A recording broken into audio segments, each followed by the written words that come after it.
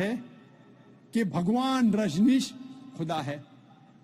Question answer کے وقت، سوال جواب کے وقت ایک ہندو بھائی مجھ سے کہا کہ ہم ہندو نہیں مانتے کہ بھگوان رجنیش خدا ہے. میں نے کبھی بھی نہیں کہا کہ ہندو مانتے ہیں کہ بھگوان رجنیش خدا ہے. میں نے کہا کچھ انسان مانتے ہیں اور سمجھتے ہیں کہ بھگوان رجنیش خدا ہے. میں نے ہندو مذہب کی کتابوں کا مطالعہ کیا ہے، کئی بھی ہندو مذہب کی کتاب میں نہیں لکھا ہے کہ بھگوان رجنیش خدا ہے، لیکن پھر بھی کئی انسان مانتے ہیں کہ بھگوان رجنیش خدا ہے. ابھی ہم جانچیں گے سورہ اخلاص کی بنیاد پر یہ بھگوان رجنیش صحیح خدا ہے کہ نہیں. سب سے پہلا امتحان، قل هو اللہ احد، کہو کہ اللہ ایک ہے. کیا رجنیش ایک تھا؟ ہم جانتے ہیں کہ کئی انسانوں نے کہا کہ میں بھگوان ہوں، میں ایشور ہوں، اور خصوصاً اس ہمارے دیش میں ہندوستان میں ہزاروں انسانوں نے کہا ہے کہ میں بھگوان ہوں. رجنیش ایک واحد انسان نہیں ہے جس نے کہا کہ میں بھگوان ہوں. پھر بھی ایک رجنیش بھکت کہیں گا کہ رجنیش یونیک ہے، علیحدہ ہے. ٹھیک ہے، ہم جاتے دوسرے امتحان پر. دوسرا امتحان ہے دوسری آیت، اللہ الصمد، اللہ جو بے نیاز ہے. کیا بھگوان رجنیش بے نیاز تھا؟ ہم جب بھگوان رجنیش کی آتما کتھا پڑھتے ہیں اس میں لکھا ہے کہ بھگوان رجنیش کو استھما کی بیماری تھی، بھگوان رجنیش کو ڈائبٹیز ملائٹس تھا، اس کو ریڑھ کی ہڈی کی بیماری تھی. آپ سوچ سکتے خدا کو استھما تھا، ڈائبٹیز ملائٹس تھی، ریڑھ کی ہڈی کی بیماری تھی. تیسرا امتحان، تیسری آیت، لم یلد ولم یولد، نہ وہ کسی کو جنتا ہے نہ کسی سے جنا ہے، نہ وہ کسی کا والد ہے نہ اس کا کوئی بیٹا ہے. ہم جانتے ہیں کہ رجنیش مدھیہ پردیش کے ایک گاؤں میں پیدا ہوا. اس کے والد بھی تھے، والدہ بھی تھی. 1981 میں رجنیش جاتا ہے USA امریکہ، اور وہاں ہزاروں امریکنوں کو بیوقوف بناتا ہے. اور ایک اسٹیٹ میں جس کا نام تھا اوریگون، وہ اپنا ایک گاؤں قائم کرتا ہے جسے کہا جاتا تھا رجنیش پورم. بعد میں امریکن گورنمنٹ رجنیش کو گرفتار کرتی ہے اور ڈالتی ہے جیل میں. اور رجنیش کہتا ہے کہ امریکن گورنمنٹ نے مجھے سلو پوائزن دیا. سلو پوائزن، آپ سوچ سکتے ہیں خدا کو کوئی سلو پوائزن کر رہا ہے، خدا کو کوئی دھیرے دھیرے زہر دے رہا ہے. اور 1985 میں 1985 میں امریکن گورنمنٹ رجنیش کو USA کے باہر نکالتی ہے، اور پھر سے رجنیش آ جاتا ہے ہندوستان میں، اور جاتا ہے پھر سے پونا میں اپنے سینٹر میں جس کا نام تھا رجنیش نیو سنیاس. اور بعد میں اس کا نام بدلا جاتا ہے اوشو کمیون. اور جب آپ پونا میں جائیں گے اس کے سینٹر میں جس کا نام ہے اوشو کمیون، آپ جب اندر جائیں گے تو آپ دیکھیں گے اس کے سمادھی پہ لکھا ہے Osho never born, never died, but visited the earth from the 11th of December 1931 to the 19th of January 1990. بھگوان رجنیش اوشو نہ کبھی پیدا ہوا نہ کبھی مرا، لیکن وہ اس دنیا کی سیر کرنے کے لیے آیا. اس دھرتی پہ وہ سیر کرنے کے لیے آیا 11 دسمبر 1931 سے لے کے 19 جنوری 1990 تک. اوشو نہ کبھی پیدا ہوا نہ کبھی مرا، لیکن اس دنیا کی سیر کرنے کے لیے آیا 11 دسمبر 1931 سے لے کے 19 جنوری 1990 تک. اس سمادھی پہ یہ نہیں لکھا کہ بھگوان رجنیش کو 21 ممالک کا ویزا نہیں ملی تھی. آپ سوچ سکتے خدا دنیا کو سیر کرنے آ رہا ہے، گھومنے کے لیے آ رہا ہے، اور اسے ویزا کی ضرورت. ईश्वर भगवान दुनिया की सैर करने के लिए आ रहा है और उसे वीजा की जरूरत। और आर्क बिशप ऑफ ग्रीस ने कहा, अगर आप भगवान रजनीश को इस देश के बाहर नहीं निकालेंगे, हम उसका घर और उसके फॉलोअर्स का घर जला देंगे। और आखिरी इम्तिहान, चौथी आयत, वलम यकुल लहु कुफुवन अहद, उसके जैसा कोई नहीं। अगर आप खुदा या ईश्वर की बराबरी इस दुनिया में, इस कायनात में किसी चीज से कर सकते तो वो खुदा ही नहीं, वो ईश्वर ही नहीं। वलम यकुल लहु कुफुवन अहद, उसके जैसा कोई नहीं। अगर हम खुदा या ईश्वर की बराबरी इस कायनात में, इस दुनिया में किसी चीज के साथ कर सकते तो वो खुदा ही नहीं, वो ईश्वर ही नहीं। हम जानते हैं कि भगवान रजनीश आम इंसान जैसे, उसकी 2 आंख थी, 1 नाक, 1 मुंह, 2 हाथ, उसकी सफेद दाढ़ी थी। अगर आप खुदा की किसी से बराबरी कर सके, किसी चीज से इस दुनिया में, इस कायनात में, तो खुदा ही नहीं। या हबीबल कुलूब, हबीबल कुलूब। मिसाल के तौर पे अगर कोई इंसान कहता है कि खुदा, ईश्वर आर्नल्ड श्वार्ज़नेगर से 1000 गुना ताकतवर है। आर्नल्ड श्वार्ज़नेगर को आप जानते हैं क्या नहीं? जिसको टाइटल मिला था मिस्टर वर्ल्ड, दुनिया में सबसे ताकतवर इंसान, मिस्टर यूनिवर्स, कायनात में सबसे ताकतवर इंसान। आप जानते हैं क्या नहीं? Arnold Schwarzenegger. अगर कोई इंसान कहता है कि खुदा, ईश्वर आर्नल्ड श्वार्ज़नेगर से 1000 गुना ज्यादा ताकतवर है, अगर आप खुदा की बराबरी किसी से भी कर सके, किसी भी चीज से कर सके इस दुनिया में, इस कायनात में, चाहे आर्नल्ड श्वार्ज़नेगर हो, चाहे दारा सिंह हो, चाहे किंग कॉन्ग हो, चाहे 1000 गुना हो या 1,00,000 गुना हो, अगर आप खुदा या ईश्वर की बराबरी किसी चीज इस कायनात या दुनिया में कर सके तो वो खुदा ही नहीं। वलम यकुल लहु कुफुवन अहद, उसके जैसा कोई नहीं है। ये था मुख्तसरन खुदा का तसव्वुर इस्लाम में। और मैं कहना चाहता हूं कि जितने सामाइन लोग हैं, मेरे बुजुर्गों, मेरे अजीज भाइयों और बहनों, चाहे आप मुसलमान या गैर मुसलमान हो, आप जिस ईश्वर, जिस खुदा की इबादत करते हैं, उस खुदा, उस ईश्वर को इन 4 आयतों से उस ईश्वर को जांचो। अगर ये चारों आयतों, ये चारों इम्तिहान पे उतरता है, आप जिस ईश्वर की इबादत करते हैं, आप जिस खुदा की इबादत करते हैं, तो वो सही खुदा है, वरना वो गलत खुदा है। ये 4 आयतों के मुताबिक आप जिस ईश्वर, आप जिस खुदा की इबादत करते हैं, मेरा आपसे कहना है, मेरे सारे सामाइन से, मेरे बुजुर्गों से, मेरे भाइयों और बहनों से, आप जिस ईश्वर, आप जिस खुदा की इबादत करते हैं, उसको जांचो इन 4 आयतों के मुताबिक। अगर वो सफलता पाता है तो वो सही खुदा है, वरना गलत। इस्लाम के अलावा अक्सर मजहब एक फलसफे में मानते हैं जिसे कहते हैं एंथ्रोपोमॉर्फिज्म। एंथ्रोपोमॉर्फिज्म के मानी खुदा रूप लेता है। और इस्लाम के अलावा दिगर मज़ाहिब अक्सर ये मानते हैं कि खुदा ने इंसान का एक बार रूप लिया।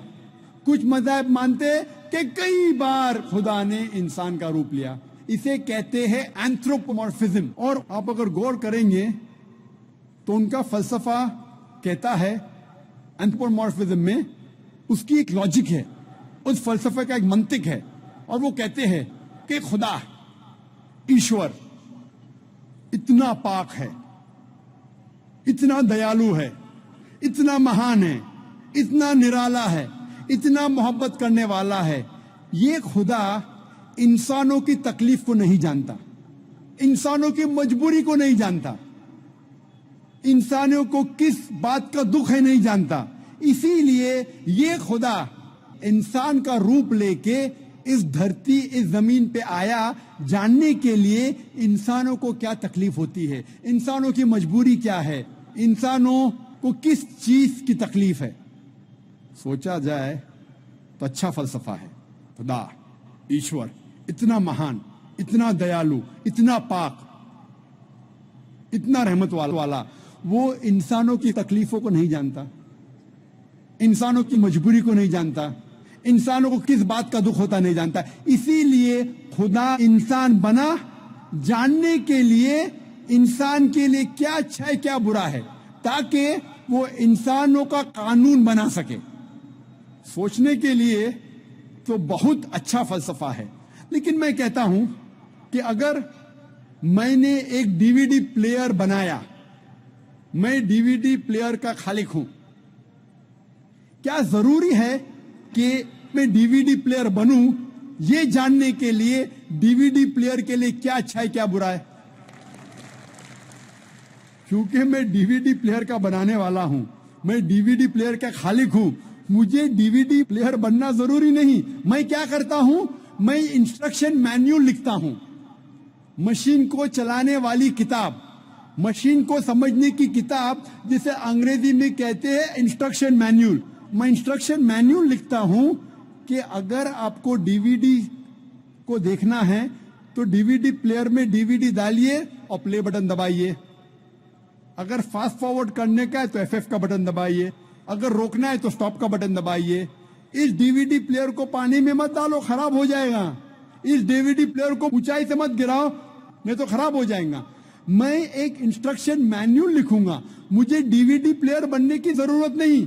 इसी तरीके से खुदा, ईश्वर इंसान का बनाने वाला है, इंसान का खालिक है। ईश्वर खुदा को इंसान बनने की जरूरत ही नहीं। वो क्या करता है, ईश्वर खुदा एक इंस्ट्रक्शन मैन्युअल भेजता है, इंसान को किस तरीके से जिंदगी बसर करना चाहिए, क्या चीज उसके लिए हलाल है, क्या चीज उसके लिए जायज है, क्या चीज उसके लिए हराम है, किस चीज की ममानियत है। उसे इंसान बनने की जरूरत नहीं, वो भेजता है इंस्ट्रक्शन मैन्युअल। और इंसानों का आखिरी इंस्ट्रक्शन मैन्युअल, इंसान को अगर कहेंगे कि मशीन, वो सबसे बेहतरीन मशीन है, उसके लिए इंस्ट्रक्शन मैन्युअल की बहुत जरूरत है। जितनी कॉम्प्लिकेटेड मशीन, जितनी पेचीदा मशीन है, उतनी जरूरत है इंस्ट्रक्शन मैन्युअल की। अगर आप मुझे इजाजत देंगे इंसान को मशीन कहने की, तो आप ये कबूल करेंगे कि सबसे पेचीदा मशीन इस कायनात में वो है इंसान। तो इंसान के लिए इंस्ट्रक्शन मैन्युअल की जरूरत नहीं। खुदा की आखिरी भेजी गई इंस्ट्रक्शन मैन्युअल इंसान के लिए है, वो है कुरान मजीद। कुरान मजीद अल्लाह सुब्हाना व तआला की आखिरी इंस्ट्रक्शन मैन्युअल है इंसानों के लिए। इंसान के लिए क्या अच्छा क्या बुरा वो लिखा गया ये आखिरी इंस्ट्रक्शन मैन्युअल कुरान मजीद में। क्या इंसान के लिए अच्छा है, क्या बुरा है, क्या हलाल है, क्या हराम है, ये लिखा है आखिरी इंस्ट्रक्शन मैन्युअल में, जिसे हम मुसलमान कहते हैं कुरान मजीद।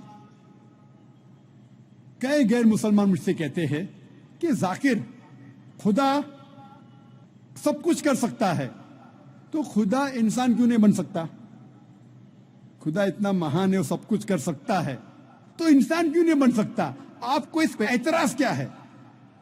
मैं कहता हूं, अगर मिसाल के तौर पे, फॉर सेक ऑफ आर्ग्यूमेंट, मान भी लो कि अल्लाह सब कुछ कर सकता, खुदा सब कुछ कर सकता, और अगर खुदा इंसान बनता है, जब खुदा इंसान बनेगा तो वो खुदा नहीं रहेगा, क्योंकि खुदा और इंसान की सिफात बिल्कुल अलग है, बिल्कुल ऑपोजिट है। खुदा लाफानी है, इंसान फानी है। आप ये अगर कहेंगे कि खुदा इंसान बन गया, तो ये आपको मानना पड़ेगा कि वो खुदा खुदा नहीं रहा, इंसान बन गया। लेकिन ये कहेंगे कि खुदा इंसान बन के भी खुदा है, गॉड मैन, ये बिल्कुल गलत चीज है, क्योंकि इंसान और खुदा की सिफात बिल्कुल ऑपोजिट है। खुदा लाफानी है, इंसान फानी है। آپ اگر یہ کہیں گے ایک ایسا شخص ہے جو فانی بھی ہے اور لا فانی بھی ہے، یہ بنا معنی الفاظ ہے. ادھر وہ شخص فانی ہے یا لا فانی ہے. لا فانی اور فانی دونوں ساتھ میں ہو ہی نہیں سکتا. خدا کی شروعات نہیں، انسان کی شروعات ہے. آپ کہیں گے ایسا شخص ہے جس کی شروعات بھی ہے اور شروعات نہیں بھی، یہ لا معنی الفاظ ہے. خدا کا انت نہیں، انسان کا انت ہے. آپ کہیں گے گاڈ مین ہے، ایک خدا انسان ہے جس کا انت بھی نہیں اور انت بھی ہے، یہ لا معنی الفاظ ہے، ہو ہی نہیں سکتا. ہم جانتے ہیں کہ انسان کو کھانے کی ضرورت ہے، کھانا کھانے کی ضرورت ہے، خدا کو کھانے کی ضرورت نہیں. لکھا ہے سورہ انعام میں سورہ نمبر 6 آیت نمبر 14 میں کہ اللہ سبحانہ و تعالی لوگوں کو کھلاتا ہے اور اسے کھانے کی ضرورت نہیں. He feeds everyone but does not require to be fed. انسان کو آرام کی ضرورت ہے، انسان کو نیند کی ضرورت ہے. خدا کو آرام کی ضرورت نہیں، خدا کو نیند کی ضرورت نہیں. لکھا ہے قرآن میں سورہ بقرہ میں سورہ نمبر 2 آیت نمبر 255 میں آیت الکرسی میں اللہ لا الہ الا الحی القیوم لا تاخذہ سنۃ ولا نوم لہ ما فی السماوات و ما فی الارض. اللہ سبحانہ و تعالیٰ ایک ہے، وہ بے نیاز ہے، وہ مالک ہے سارے چیزوں کا جو آسمان اور دھرتی پہ ہے. اسے آرام کی ضرورت نہیں، نہ ہی اسے نیند آتی ہے. اسی لیے میں کہتا ہوں کہ اگر خدا انسان بنتا ہے تو وہ خدا نہیں رہتا.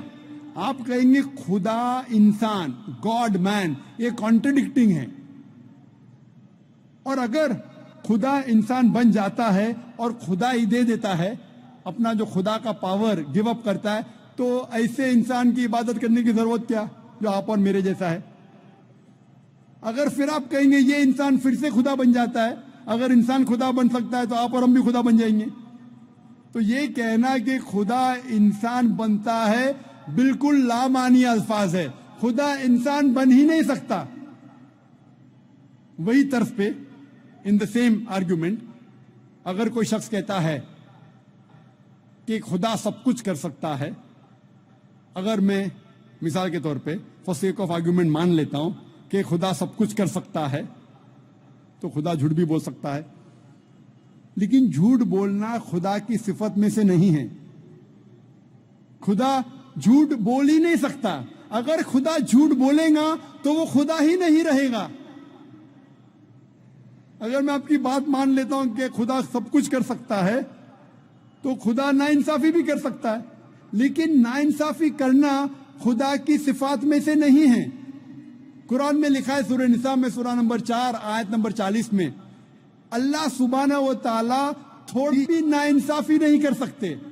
اگر خدا ناانصافی کرے گا تو خدا ہی نہیں رہے گا.